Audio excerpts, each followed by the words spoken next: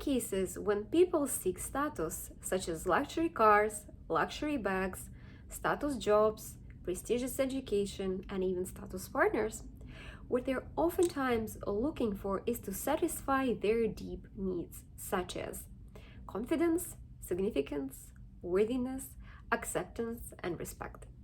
But what's even more surprising and sad is when people are trying to satisfy these normal human needs by chasing status, they actually do not get to a place of true confidence, true worthiness, true acceptance, or whatever else they're trying to feel.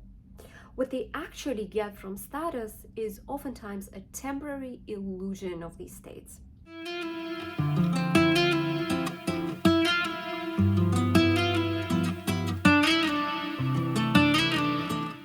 Hi ladies, I am Maria. I work with millennial women who are either not in contact with their mother or don't have a good relationship with their mother and want to create a source of love and support from within. So on my channel, I talk a lot about self-love, and that includes things like respect, confidence, significance, acceptance, and worthiness. And today in this video, we'll be talking about what happens when people satisfy these needs by chasing status, and what are the other alternatives that people can choose to satisfy these needs in a more sustainable way. First things first, what I will be talking about today, I actually experienced in my own life. Many years ago, before I started my journey of self-love, I myself was in a trap chasing status. I had a few luxury bags, which I didn't like all that much, but I wore them anyway because they gave me a temporary illusion of confidence. Also, I had luxury heels, which were super uncomfortable, but I wore them anyway for the exact same reason. Also, I graduated from prestigious university, which did not align with my talents or what I meant to do in life. And finally, whenever I was choosing guys to date, I noticed that the fact that they had status jobs played an important role in the selection process. Now that I know what true confidence, true acceptance, true worthiness, and others feel like, I can tell you that the states that I got from associations with status, from luxury items, from prestigious university, from dating guys with the status jobs, they were nothing like the real thing. It was more of a facade, like a sort of shield that was actually hiding the fact that deep down behind that shield, I did not feel confident. I did not feel worthy. I did not feel that I belonged, and I did not accept myself. And chasing status was an attempt to hide that fact from others. So why does status create this illusion of confidence, significance, importance, etc.? Well, luxury products are more expensive than regular products. Status positions and prestigious universities are harder to get, making people associated with success, achievement, giving it this image of value and importance. In reality, of course, some luxury products lack basic quality. Like, I once had a Burberry bag that got completely ruined after the first rain. Same goes with the prestigious universities and with status jobs. They might completely not align with a person's talents and what a person is meant to do in this life, making them a miserable choice. And same goes with status partners. Some partners who focus too much on their career and completely ignore the relationship aspects, they don't really make good partners. But regardless, as a society, people associate these status items with value and importance, and then the logic goes as follows. If I associate with this object that is valuable and important, then by association, I myself is valuable and important. And of course, that's an illusion, and a really common one. In fact, this illusion is often used in marketing to get us to buy stuff. The basic idea is, if you want to feel sexy, if you want to feel beautiful, if you want to feel special, if you want to feel cool, if you want to feel smart, if you want to fill in the blank, get this car, get this phone, get this bag, get this perfume, get this product, get that product. And because we are bombarded with these messages 24/7, we actually start believing that if we get that bag we will feel confident. If we get that phone, we will feel cool. If we get this perfume, it will make us feel sophisticated. We actually start believing that a product that's outside of us can actually create a feeling in us. I mean, there is a grain of truth to it. When you get a luxury product, or where you get into university you prepared for a long time, or when you get a status job, it does make you feel good for a while. But that effect is short-lived. Times and times over again, I heard the same story. I was preparing to get into this university. I was saving this for a car. I was trying to get an apartment in this location because I thought it was going to make me feel happy, because I thought it was going to make me feel smart, because I thought it was going to make me feel cool, because I thought it was going to make me feel special. And then indeed, for a day, for a week, for a month, it made me feel happy, it made me feel cool, it made me feel confident. But after a day, after a week, after a month, then the state came back to where it was before. And people were like, they felt disappointed because, the expectation was that it's going to shift the state permanently, but that doesn't happen. And you can reflect on your own life, try to see if you ever been in a situation where you thought if you get something, if you get a job, if you get a product, if you get maybe a status partner, it would shift the way you feel in life, and see how long that effect lasted. On the other hand, if we look at the real deal, for example, real confidence, real value, real significance, it does not require external choice or external validation to sustain it. It comes from within, and that is why it lasts. And what's more, a woman who is truly confident, who knows her worth, who accepts herself, the way she's gonna pick clothes, partners, and jobs is gonna be totally different than a woman who seeks status. When a woman is truly confident and truly accepts herself, she is gonna look for clothes that she enjoys. She's gonna look for material that is comfortable for her. She's gonna look for colors that she enjoys. She's gonna look for textures that she enjoys. She's not gonna look for status. And same goes with partners. She's gonna look for a partner that shares her values. She's gonna look for a partner who treats her well. And same goes with a job. If she is confident, if she knows her value, she is gonna look for a job that fulfills her. She is gonna look for a job where there is a team that treats her well, where she feels like she's a good fit. She is gonna select things based on her internal preferences. Here's the thing. A woman who is truly confident is going to feel confident whether she wears clothes from Target or from Gucci. Her level of confidence is not going to change because of that. And same goes for a job. A woman who truly knows her value, she knows what her strengths are, she knows she's important, is going to feel that way whether she works for a big brand or for a small company that people barely know of. And the same goes for partner.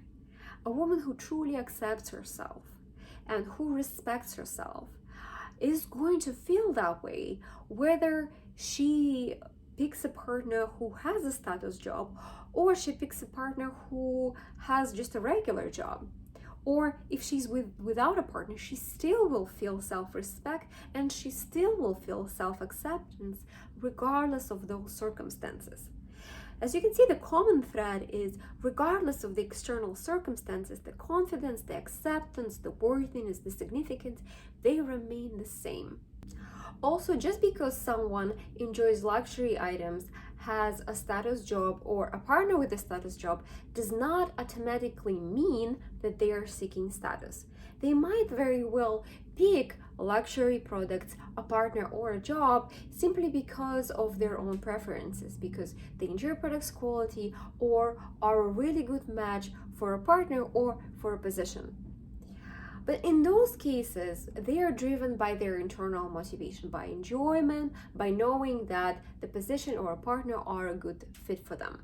And there is not usually a sacrifice in terms of other needs. Those cases are a totally different story from when people actually seek status. Now, one thing that I noticed about people who seek status, that this pursuit comes with a few negative side effects. One of them is that oftentimes people who seek status, they start sacrificing other needs. A good example of that is a woman who is buying luxury items even though her salary doesn't quite match that lifestyle. So as a result, she doesn't have much savings left, and in this case is sacrificing her financial safety in order to gain status. Another good example of that is a woman who selects a partner with a status job or partner who can provide her with a luxury lifestyle, even though he may not share her values, even though they might not have emotional connection, intellectual connection, or sexual connection, but he provides a luxury lifestyle. In cases like that, sadly, what she's sacrificing is her chance to find real love, to create real belonging, real connection with a romantic partner in order to get status. And by the way, when I talk about someone chasing status, I don't mean that this is good or bad. As a matter of fact, I've done that myself. But my point here is that when a person chases status, that usually comes with a set of side effects and consequences, which I want people to be aware of, so that your choice is conscious. And then if a person says, okay, I still want to chase status, that's the right choice for me, then it is the right choice for you. Just be aware that those side effects exist. The next side effect is a really big one. When a person is chasing status to boost their confidence, and that boost in confidence or significance is not matched with the internal level of confidence and significance, what ends up happening is that a person may slide into a state of arrogance and superiority. Here's the difference between arrogance and confidence. When a person is confident, usually when they talk to others, there is this state of equality, meaning I am as important as you, I am as valuable and significant as you, I am as worthy of love and respect as you. There is that, unspoken equality that exists in communication. But when a person slides into arrogance and a sense of superiority, then this equality goes away and the person starts talking down on another person. And by the way, I've experienced this arrogance myself when I chase status, and thankfully people straight up told me, you know what, sometimes you speak to me with a sense of superiority and it's really off-putting. I was really grateful that a person pointed this out to me, because this gave me a chance to change that. And now, why this side effect is a big one. If a person is trying to satisfy their need for acceptance and belonging by chasing status, and they slide into arrogance, that actually prevents them to satisfy their need for acceptance and belonging in healthy ways. Because when a person talks to you with a sense of superiority and arrogance, you don't want to deal with that person. That's unpleasant. And so people kind of stop talking to a person like that, and that prevents to build healthy connection, healthy bonding, and healthy sense of acceptance and belonging. However, ladies, if you have found yourself in a state of arrogance, please do not judge yourself. I promise you that being harsh on yourself is not going to help. Instead, realize that arrogance is actually a very natural effect of chasing status and of boosting confidence and significance with status. And it actually comes from a very human emotion, which is fear. You see, when we present ourselves as something we are not, or at the very least that we don't believe we are, for example, if we are trying to portray ourselves as successful, but deep down we don't believe that we are successful, we will fear that people will find out. And as a reaction to that fear, our brain tries to protect us and forces us to act extra confident, which comes out as arrogance, unfortunately. In fact, I myself had experience with arrogance. Many years ago, before I started my journey of self-love, I got into a prestigious college to study international economics. And it gave me a huge boost of confidence, but deep down, I did not believe that I deserved it. I did not believe that I belonged into that university. So I was so scared that people will find out that this is how I feel, that I started acting overly confident. And people who knew me before I got accepted into that university pointed out that my energy shifted into a more arrogant state. And that arrogance did fizzle out as time went by, as I was, passing exams and, having decent grades. And I kind of proved to myself that I was smart enough for that school. But honestly, for a long time, I didn't believe it, and I was so scared, and it did turn into arrogance at the time.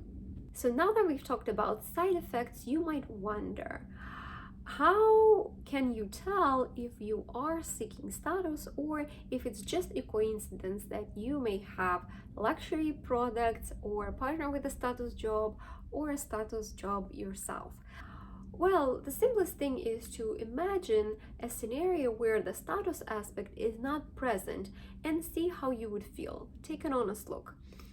For example, if you purchase luxury products, imagine what if you cannot purchase luxury products for a while and all you can purchase is products of a similarly good quality, similar colors, similar textures, but from a completely unknown brand that no one knows about, and it's just, I don't know, sold at Target, for example. See how you feel about that. Would you still want to buy that product? Would you still enjoy it? And what would be your internal state? Same thing with a job or a partner with a status job. See if you or your partner would need to switch to a job that is equally fulfilling and exciting, but is not that prestigious. Maybe it's a company that no one knows about. How would you feel? The key here is to be honest with yourself. Take an honest look inside and listen to the answer. If an honest answer is, it's a little sad, but whatever, that's one story. You probably don't care that much about status. But if deep down you feel intensity, like it's important, I have to have it, I can't imagine my life without it, and you're willing to sacrifice other things for it, then there's a very high chance that behind that intensity is desire to satisfy deeper needs by chasing status. Because that intensity signals needs are involved. And here's the thing about needs. Needs must be met. And if a person cannot meet a need with a healthy and sustainable way, they will pick whatever way is available as long as the need is met. And oftentimes that process is unconscious. What's more, the less aware a person is about their needs and the way they're meeting their needs, the less control and the less choice they have about how those needs will be met. And that brings me to the main point of the video, which is how to break the pattern of chasing status, if you choose to, and how to get to a point where you're satisfying your needs in healthy, sustainable ways. And step number one is awareness. And in order to build awareness, what you need to do is to observe and reflect. Reflect how long effects of status factors such as luxury products, partners with status jobs, prestigious university, or prestigious jobs lasted in your life. Did confidence remain strong throughout time, or did it kind of fizzle out over time? Or if it was significance or worthiness or acceptance, did it remain consistent, or did it kind of go down over time? Another thing that you can do to build awareness is to ask yourself, are you happy on a day-to-day basis? And happiness is a very peaceful and joyful state. It's kind of subtle but very consistent. And it's not like excitement from when you get that car finally, or get that bag, or get to that prestigious university. Those is just, crazy excitement. I don't mean that. I mean a subtle, peaceful and joyful state of happiness that is super consistent and easily accessible on a day-to-day if you satisfy your needs fully in healthy and sustainable ways. You will know if you feel happiness in general in your life. Awareness is super important because it gives you choice. You can choose to change something or not change anything. It's totally up to you. But without awareness, that option to choose is not going to be accessible to you. Because without awareness, your brain will kick in the old patterns of acting and reacting that you are already used to, and you will get the same results. And the next step of the process is to make a conscious choice. And the way you do it is you look at the options that are available to you, specifically at the benefits and consequences of each choice. Each choice will have a benefits and consequences, and you pick one where that fits you best. And what I mean by that is it has benefits that you really value and consequences that you are okay with. So if you are a person who is chasing status, you have two main choices. Choice number one is to keep everything as it is and chase status to satisfy the deeper needs, or you can choose to put effort into figuring out what are the specific needs that you're trying to satisfy, and from that figuring out what are the ways to satisfy those needs in a healthy and sustainable way. First, let's talk about choice number one, when everything stays as it is. The benefits of this choice is that this is the easiest and simplest solution. You don't need to rewire your brain or break the pattern or put effort to figure out, what are those needs and dig deeper. It's the easiest and simplest thing. But the consequences of this choice is that the effects that you get from status are very short-lived. And you don't get the real thing. You don't get the real confidence, you don't get the real worthiness, you don't get the real acceptance or the real importance or significance. You get more of an illusion. And there are also a couple of side effects which I talked about earlier in the video. Now, as for option two, where you figure out what are the needs that you're meeting with status and satisfying those needs in different ways, that option gives you the real deal. That is the benefit of that option. You will get true worthiness, you will get real confidence, you will get real significance, true acceptance, and real self-respect. And these states will last. Of course, there might be situations that temporarily shake them off. That's totally normal, but you will bounce back. Your average in life will be, I'm confident. Your average in life will be, I am enough, I feel worthy, I am significant, I respect myself, and I accept myself. That's gonna be your norm. Now, to get to that place, it takes effort, and it definitely takes time. And depending how attuned you are with yourself, it may take you many, many years to figure it out by yourself through trial and error. Now, if you don't want to spend many years to figure it out, you also have an option to get a help of a professional, such as a coach or a therapist, depending on the stage of your journey, who can help you get to that place much, much faster. And if you want my support in helping you build that real confidence, real worthiness, real significance, real acceptance, and real respect, you can message me for a free coaching discovery call. My mail is in the description below. Oh, and by the way, when I'm talking about someone chasing status, I don't mean that this is good or bad. As a matter of fact, I've chased.